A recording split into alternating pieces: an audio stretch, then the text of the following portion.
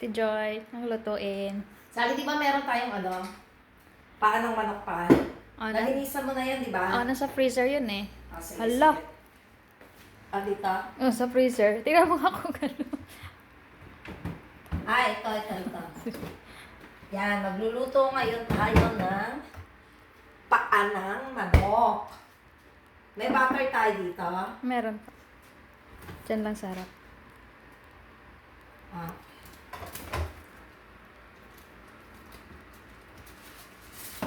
Okay. So, ready na tayo. Magluto tayo ng dim sum feet style. Paa ng manok. Let's go. So, ito yung paa ng manok. Nahugasan na to, nalinisan na rin. O, nagupitan na ng mga kuko. Nakapagpa-pedicure na siya. So, maglalagay tayo ngayon ng harina.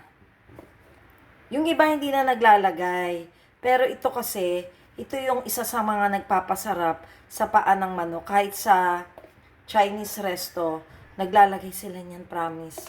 Kaya masarap. Then, maglagay tayo ng paminta. And then, asin. Okay, then lamas-lamas natin para lahat malagyan. Malagyan silang lahat ng harina. Ito na natin, ito. Kaya natin siya nilagyan din ng harina para kumulubot siya. Di ba yun yung pag sa dim sum style, kulubot na yung ating at saka hindi siya matalsik sa mantika. Tingnan natin kung hindi nga matalsik. Oh, di ba? Tahimik. So, kapakita na natin. Iprito na natin yung ating yan. At saka pag may harina na siya at pinrito na, pag pinalambot na natin siya, hindi siya magdudurog-durog. Okay? So, ito na, naprito na natin yung chicken. Then, ito ang ating pressure cooker. Lalagyan na natin yung chicken. Yon, lagyan na natin lahat yan. And then, lagyan tayo ng water.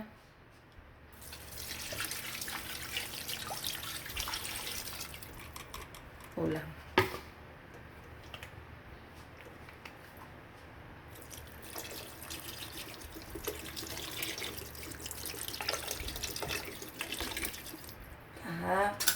Check natin kung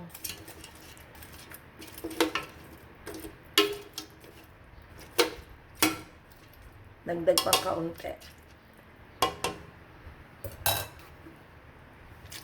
So, parang ilang ba to? Siguro 1 liter. 1 liter ng water. Kung ganito karami yung inyong paa ng manok. Tapos, maglagay na tayo ng sauce. Yan, yung soy sauce natin. Then, maglagay tayo ng chicken powder or nor cubes. Chicken nor cubes. Yan. Then, maglagay tayo ng paminta.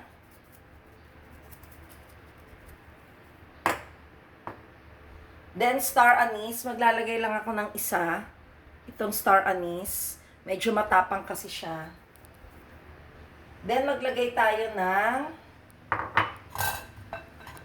atsuete para sa pangkulay natin. Ito yung atsuete natin.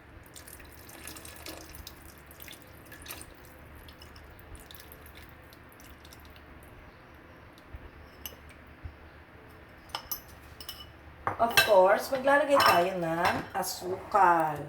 Sa lahat naman ng ating nakainan na dim sum style na chicken feet ay matamis. Kaya, lalagay tayo ng sugar. Isa pa. Sabi nga bakit daw ako wala daw akong measurement, tansya-tansya lang.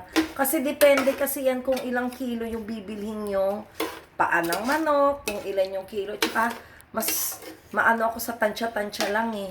Sa sa pagluluto. Parang kulang ng asukal. Kasi dito, timplado na eh. Kaya dapat dito pa lang, tama na yung timpla natin. And then, maglagay tayo ng pepper. Parang kulang yung atsuete. O, tama na. Nandito nga yung kulay. Okay na siguro to. Sige, okay na yan. Okay, then ipe-pressure cooker na natin para lumambot siya.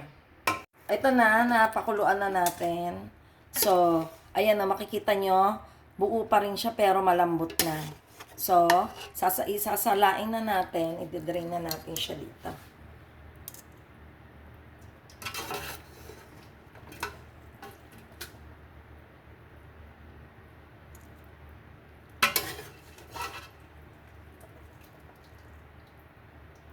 Hindi ko ano.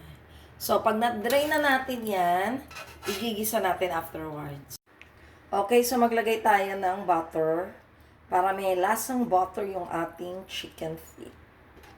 So, magigisa tayo ngayon ng bawang at sibuyas. So, makikita natin dito, teka ha. So, gigisahin natin. At makikita natin dito, hiniwalay na natin yung sabaw. At saka ito yung ating lambot na paa ng manok. So, ito, igigisa na natin ng mabuti. Okay, so hayaan muna natin siya na talagang maluto siya. Ito lang sa inyo ito, oh. Ayan, nasa ano ko yan, ha? Nasa basket ko yan. Sa yellow basket. So, yan yung patungan. And then, meron tayo reeng, ayan. Wait, ito ba? Ganito ba? Parang baliktad. Tama ba? Malaki kasi. Mali. Masyado kasing malaki.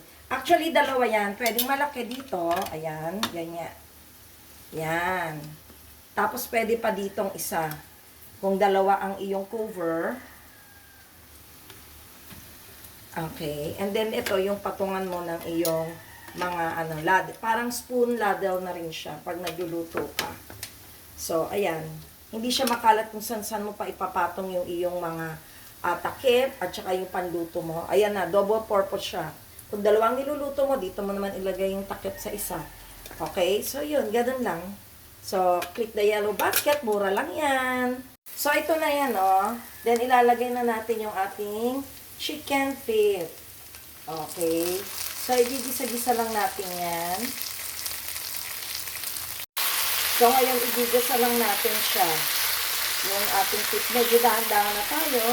Kasi, tatakot din tayo na medyo magkahiwa-hiwala yung chicken feet natin. Yan.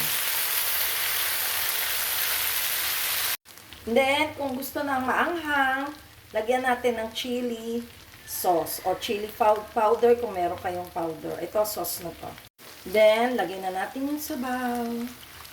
Yan. So, intayin natin siyang lumapo. Okay, lagyan natin ng sauce na kaunti. Ayan na. Ito na ang ating dim sum style chicken feet. Let's taste!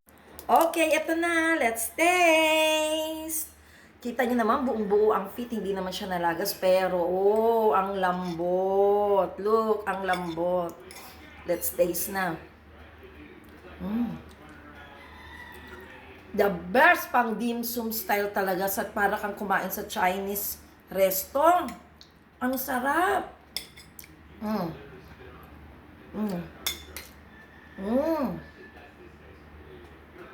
Alam nyo, kung gusto nyo naman makakain na yung mga butong, patagalin nyo lang dun sa pressure cooker. So, paano? Ang sarap, enjoy natin. And always remember, happiness is joy. Bye-bye!